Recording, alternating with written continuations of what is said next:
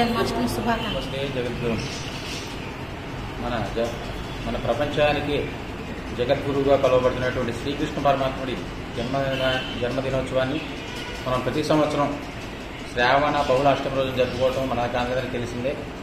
మరి ఆయన గురువుగా మన దేశానికే కాకుండా ప్రపంచ దేశాలకు కూడా కొన్ని దేశాల్లో శ్రీకృష్ణ పరమాత్మని గురువుగా కొలుస్తూ ఉంటారు. మరి ఆయన చెప్పినటువంటి భగవద్గీత పలు దేశాల్లో ఆచరిస్తూ ఆ భగవద్గీత గొప్పదనాన్ని చాటి చెప్తున్నారు. అంతటి మహానుభావుడు మన దేశంలో పుట్టడం మనం అందరికీ గర్వకారణం. అలాగే ఈ శ్రీకృష్ణాష్టమిని వాడవాడల అందరూ కూడా కులమత భేదం లేకుండా వాడవాడల ప్రతి ఒక్కరూ ఉట్టి కొట్టే కార్యక్రమాలు, చిన్నారులకు శ్రీకృష్ణ వేషాల్లో శ్రీకృష్ణుని యొక్క గొప్పదాన్ని చాటి చెప్తూ ఈ ఉత్సవాలు చేసుకోవడం విశేషం. కాబట్టి అందరికీ కూడా కృష్ణాష్టమి శుభాకాంక్షలు తెలియజేస్తున్నాను. అందరికీ శ్రీకృష్ణ జన్మాష్టమి శుభాకాంక్షలు అండి. ఆ జగద్గురు అయిన కృష్ణుడు గోపికలతోనూ గోపాలుడితోనూ చక్కగా కోలాట మాటలు ఎన్నో చక్కగానే ఆడుకునే వాళ్ళని వాళ్ళని పిల్లల్లోకి తీసుకురావాలని నేను ఈ రోజుల్లోనూ పిల్లలకి ఫోన్లు టీవీలు బాగా ఎడిక్ట్ అయిపోయింది.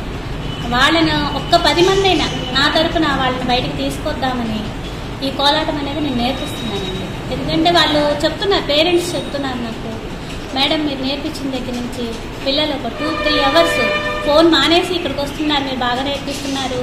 పైగా ఇంట్లో కూడాను వాళ్ళు ఇవన్నీ ఆడటాలు, ఇవన్నీ వేరే వేరే చూడడాలు అన్నీ మానేసి కోలాటం, దేవుడి పాటలు ఏంటా అని సెర్చ్ చేసి మరి చూసి మరి చక్కగాను ఈ కోలాటం అనేది నేర్చుకుంటున్నారండి.